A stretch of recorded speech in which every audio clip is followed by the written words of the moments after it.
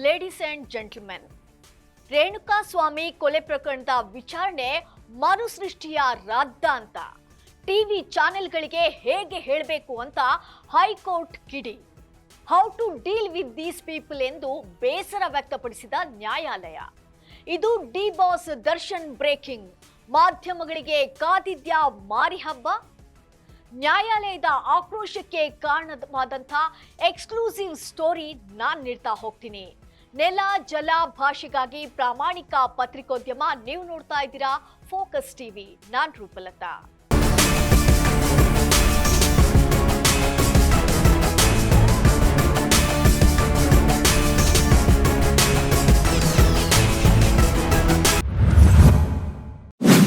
ನ್ಯಾಯಾಲಯದಲ್ಲಿ ನಡೆಯುತ್ತಿರುವಂತಹ ರೇಣುಕಾಸ್ವಾಮಿ ಕೊಲೆ ಪ್ರಕರಣದ ವಿಚಾರಣೆಯನ್ನ ಟಿವಿ ಚಾನೆಲ್ಗಳು ಮರುಸೃಷ್ಟಿ ಮಾಡುತ್ತಿರುವುದಕ್ಕೆ ಟಿವಿ ಚಾನೆಲ್ಗಳಿಗೆ ಹೇಗೆ ಹೇಳಬೇಕು ಅಂತ ಕರ್ನಾಟಕ ಹೈಕೋರ್ಟ್ ಗುರುವಾರ ತೀವ್ರ ಅಸಮಾಧಾನ ವ್ಯಕ್ತಪಡಿಸಿದ್ದು ಆದೇಶ ಕಾಯ್ದಿರಿಸಿದೆ.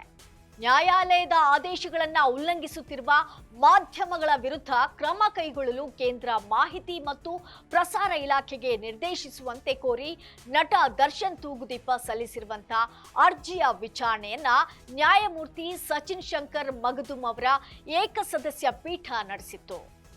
ಈ ವಿಚಾರಣೆಯ ರೋಚಕ ಹಾಗೂ ಕೌತುಕದ ಅಂಶಗಳ ಅಪ್ಡೇಟ್ಸ್ ಇಲ್ಲಿದೆ.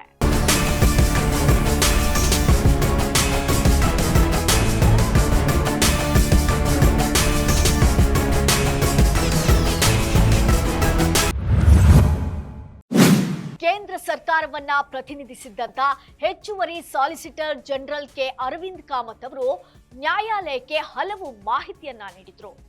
ಈ ಹಿಂದೆ ಅರ್ಜಿ ಸಲ್ಲಿಸಿದ್ದ ದರ್ಶನ್ ಅವರು 40 ಟಿವಿ ಚಾನೆಲ್ಗಳನ್ನ ಪ್ರತಿವಾದಿಗಳನ್ನಾಗಿಸಿದ್ರು. ರೇಣುಕಾಸ್ವಾಮಿ ಕೊಲೆ ಪ್ರಕರಣದ ಗೌಪ್ಯವಾದಂತಹ ಆರೋಪ ಪಟ್ಟಿ ಮಾಹಿತಿಯನ್ನ ವರದಿ ಮಾಡದಂತೆ ಹೈಕೋರ್ಟ್ ನಿರ್ದೇಶಿಸಿತ್ತು. ಇದನ್ನ ಮಾಹಿತಿ ಮತ್ತು ಪ್ರಸಾರ ಇಲಾಖೆಯು ಮಾಧ್ಯಮಗಳಿಗೆ ತಿಳಿಸಿದೆ. ಈಗ ಮಾಧ್ಯಮಗಳ ವಿರುದ್ಧ ಕ್ರಮ ಕೈಗೊಳ್ಳಬೇಕು ಅಂತ ದರ್ಶನ್ ಕೋರ್ತಿದ್ದಾರೆ. ಆದ್ರೆ ನ್ಯಾಯಾಲಯದ ಆದೇಶವನ್ನ ಮಾಧ್ಯಮಗಳು ಪಾಲಿಸದಿದ್ರೆ ದರ್ಶನ್ ನ್ಯಾಯಾಂಗ ನಿಂದನೆ ಅರ್ಜಿಯನ್ನ ಸಲ್ಲಿಸಬಹುದು. ದರ್ಶನ್ರನ್ನ ತಡೆಯುವವರು ಯಾರು? ಪೊಲೀಸರು ಪ್ರಕರಣ ದಾಖಲಿಸಲು ಅವಕಾಶವಿರುವಂತೆ ಮಾಹಿತಿ ಮತ್ತು ಪ್ರಸಾರ ಇಲಾಖೆಯ ಕಾರ್ಯದರ್ಶಿಗೆ ಅವಕಾಶವಿಲ್ಲ ಅಂತ ಕಾಮತ್ ಪ್ರತಿಪಾದಿಸಿದ್ರು.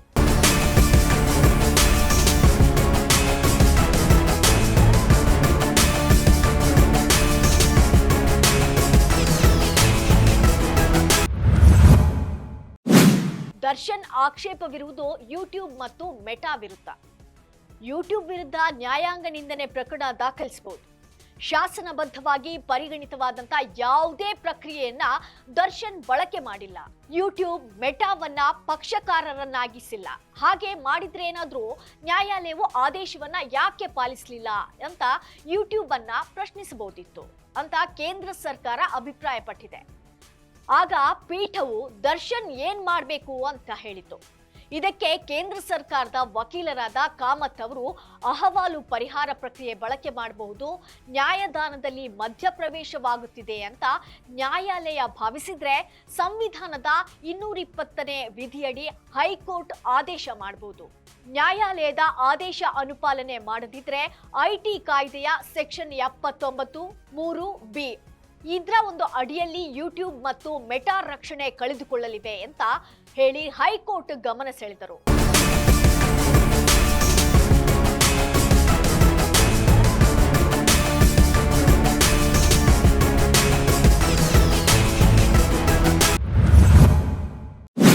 ಒಂದು ಹಂತದಲ್ಲಿ ಪೀಠವು ಪರ್ಯಾಯವಾಗಿ ಮಾಧ್ಯಮಗಳು ವಿಚಾರಣೆ ನಡೆಸುತ್ತಿವೆಯಲ್ಲ, ಅದಕ್ಕೆ ಏನ್ ಮಾಡೋದು ಎಂದು ಅಸಮಾಧಾನ ವ್ಯಕ್ತಪಡಿಸಿದೆ ಎಂದು ತಿಳಿದು ಬಂದಿದೆ. ಮಾಧ್ಯಮಗಳನ್ನ ನಿಭಾಯಿಸುವುದು ಹೇಗೆ ಅಂದ್ರೆ how to deal with these people ಎಂದು ಪ್ರಶ್ನಿಸಿದೆ. ಪರಿಹಾರ ಏನಿದೆ? ಈಗಾಗಲೇ ಮಾಧ್ಯಮ ನಿರ್ಬಂಧ ಆದೇಶ ಇದೆಯಲ್ಲ ಎಂದು ಕೂಡ ಪೀಠವು ಬೇಸರ ವ್ಯಕ್ತಪಡಿಸಿತು. ಹಾಗಾದ್ರೆ ಈ ಕೇಸ್ ಯಾವ ರೀತಿ ಟರ್ನ್ ತೆಗೆದುಕೊಳ್ಳುತ್ತೋ ಅಂತ ಕಾದು ನೋಡ್ಬೇಕಿದೆ. ಇದಾಗಿತ್ತು ಈ ಕ್ಷಣದ ಅಪ್ಡೇಟ್ಸ್. ನೆಲ ಜಲ ಭಾಷೆಗಾಗಿ ನೋಡ್ತಾ ಇರಿ ಫೋಕಸ್ ಟಿವಿ.